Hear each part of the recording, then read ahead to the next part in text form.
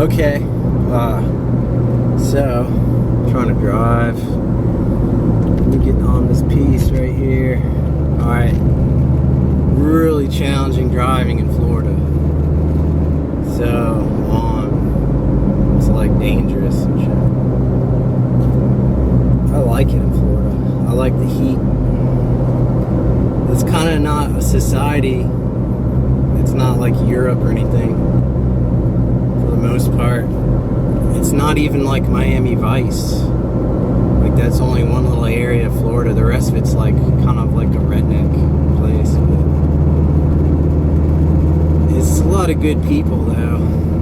Like it's not, there's sections of bad areas, but there's a lot of good areas with people with morals and stuff that are nice and stuff. So, anyways, I remember the title of this talk, but that titles are just the click. And what I talk about is kind of the underground. So let's hear that song again. Hold on.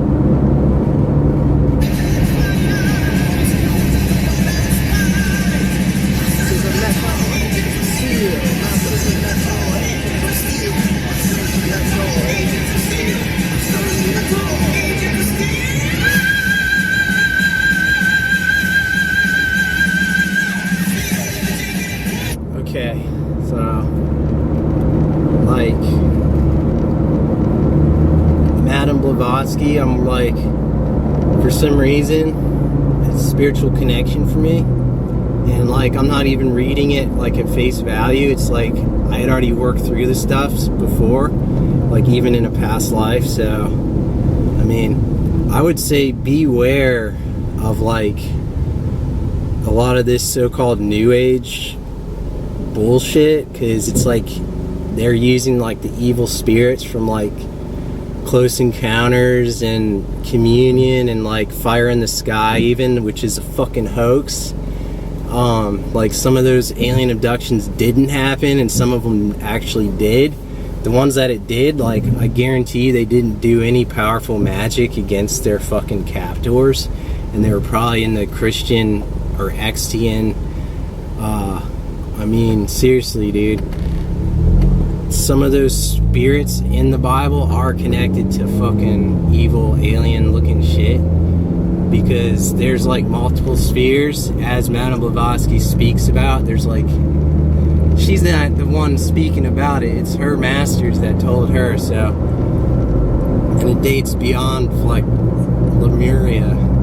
So, I mean, they're trying to give it all like a bad name because they like invoked some of these like actual evil demons from like the 8th sphere and the other spheres, where they can come through our planet and visit this parallel world that is, if you like either trip on your own or like actually trip, or some people are inclined to that direction. And if you really think about it, you don't have to do any substance to trip. But if you really think about it and you like go out to like the mountain, like a sacred place where masters have been like aeons ago,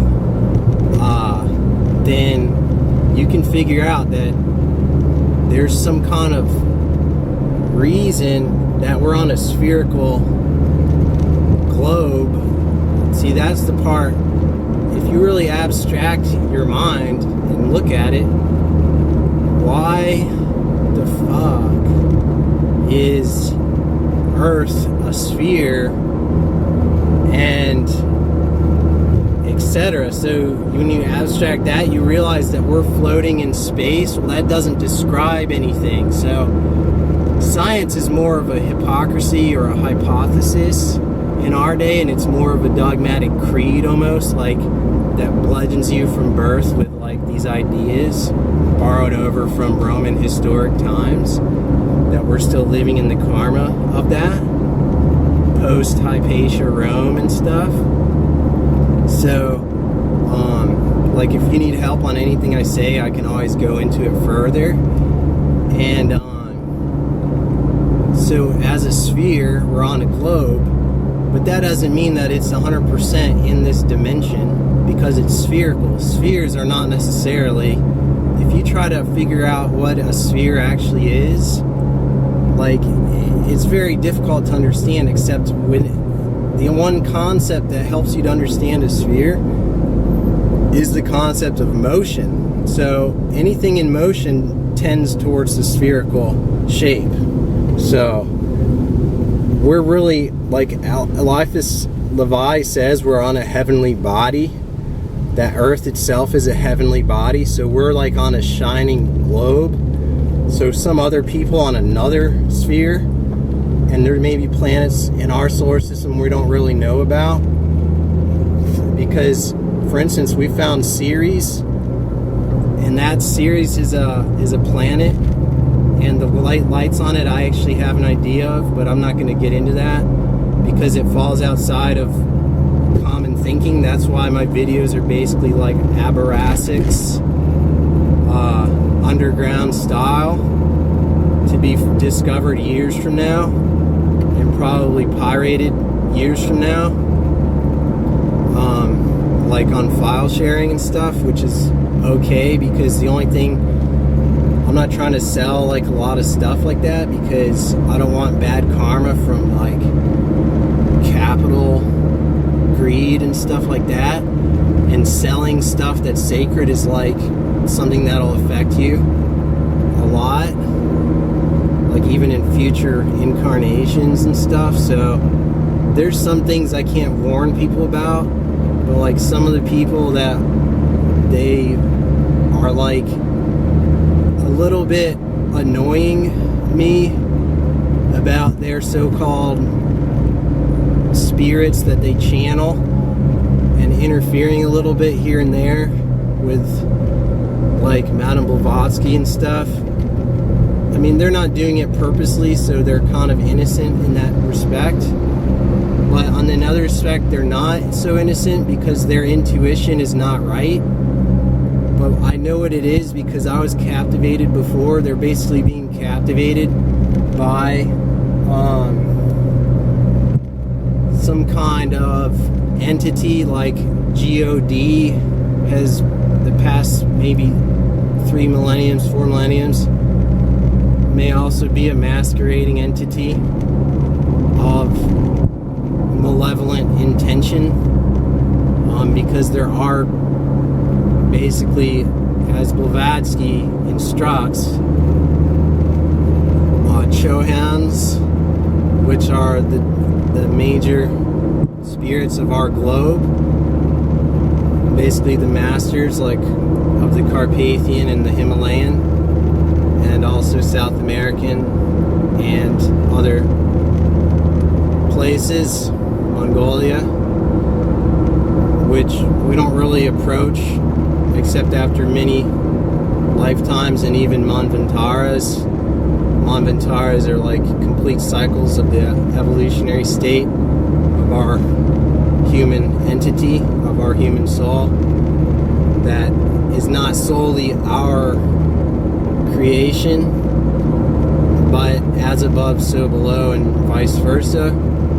So Madame Blavatsky is like a hermetic sage, and she's not really popularized, and she's not responsible for the New Age movement, which I hope is kind of becoming a thing of the past, because they've invoked some entities and also worshipped certain entities in alignment with the biblical Satan, but it's actually the biblical anti-Satan. So it's like Jehovah in the biblical labyrinth that it is, that Madame Blavatsky sheds almost complete light on, that I'm going to be revealing more of it to the internet, and it's completely legitimate.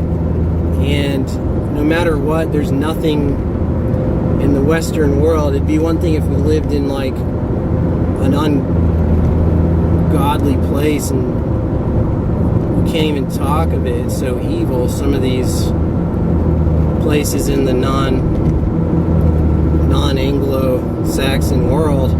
So I'll stick with English, and I'll stick with the Anglo-Saxon world, because their ancestors were basically masters of universal symbolism and symbolical language, which is related to Egyptian heredity. So there's really nothing it's actually pure. So in a way, I'm in league with Gurdjieff, and see, I don't desire to bring them down to my level. I just desire to give them credit and to let them do exactly what they want to do in total peace and harmony with themselves and with the people around them, including Blavatsky and Gurdjieff, but not teachers such as Edgar Cayce or, hello, people drive slow, dude. Teachers like Osho are complete crooks and leaders of the blind leading the blind. And I personally don't agree that Jesus was an actual person, and there's no historical reference to him. But on the other hand, Buddha definitely was, and Zoroaster definitely was, and that doesn't mean that I approach their presence at all. Only as they see fit to send their divine ray to my primordial, monad. So, an actual, or monas. So, or manas, rather, which is Satan, which is Sat. But these are not really the keys. Knowing the words are not knowing the keys and how to work them for yourself. So there's no way that you can possibly be assured that you have any keys of the actual Akashic records and any of that. And I would say that you have to go with who you are, and you have to try to reject and resist outside influence over your life, no matter what. So be it parents and their spirits that they have harbored over the past lives of their soul, whether be it for good or bad for themselves, karmic wise, and also outside religions trying to give you ideas, that you have to use the Socratic hypothetical method, the dialectical system of degrees, of logics, not without spirit, without the idea of invisible existence all around us. Because in the Secret Doctrine, which I'm halfway through volume 2, which so far is my favorite section on the Lemurians and their history, that the occultists, or the Blavatsky crew, believes and sees invisible spirits, so she could see them, and not without her dialectical method behind her. So the dialectical method is the ability to question what you think you know, run it by irrefutable proofs, and then also put it into practice. So it's a Kabbalistical approach to knowledge. And this is where the New Age people are trying to create a system of spirit worship that aren't earthly spirits. They're like aerial spirits. They're basically the enemy of the magicians, or the shamans of Blavatsky's shamans, which are not what modern shamans have been defined as, but they're actually kind of like Buddhist shamans, like pyramid worshippers, sacerdotal class, that are at least probably 2,000 years ago, even a distant history, even then, of their power, that we still we still see their spirit, but we don't really talk to them that much, except in very remote circles of this world. So, because it doesn't really line up with any sort of monotheism. So, with that being said, and you probably are already involved in some form of magic or witchcraft or anything like that, I would say that's okay, except you have to watch out because there's a strong astral current that's been created from World War II and from the people involved in that war in Europe. So I myself already know about the elementals. So I'm not going to say any more for your sake, because you don't need to know what is out there. You need to know what's in front of you, stopping you from getting a closer look.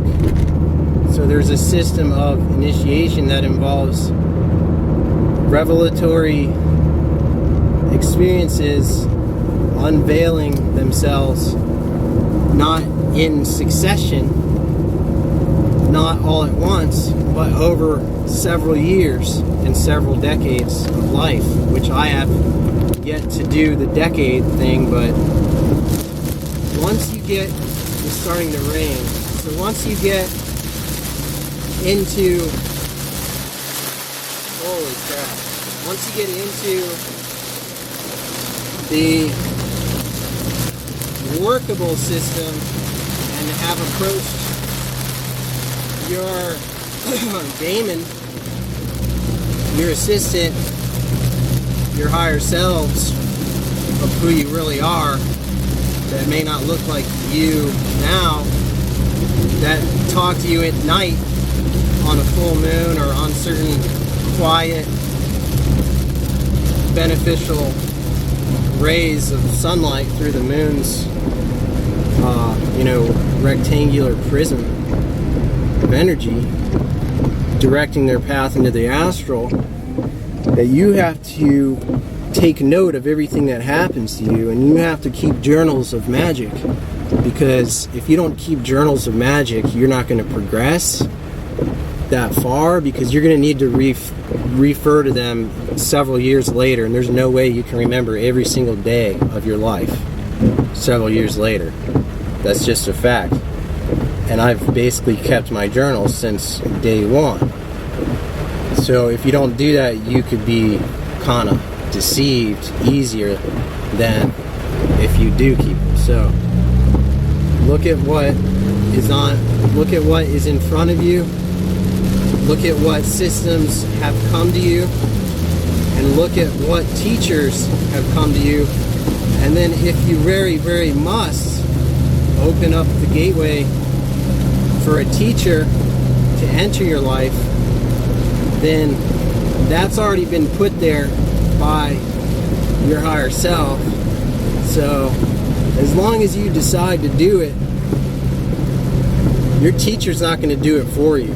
Your teacher's just a conduit for that energy. So with that being said, and my camera's getting too hot, I'm going to say goodbye for now, and peace be with you.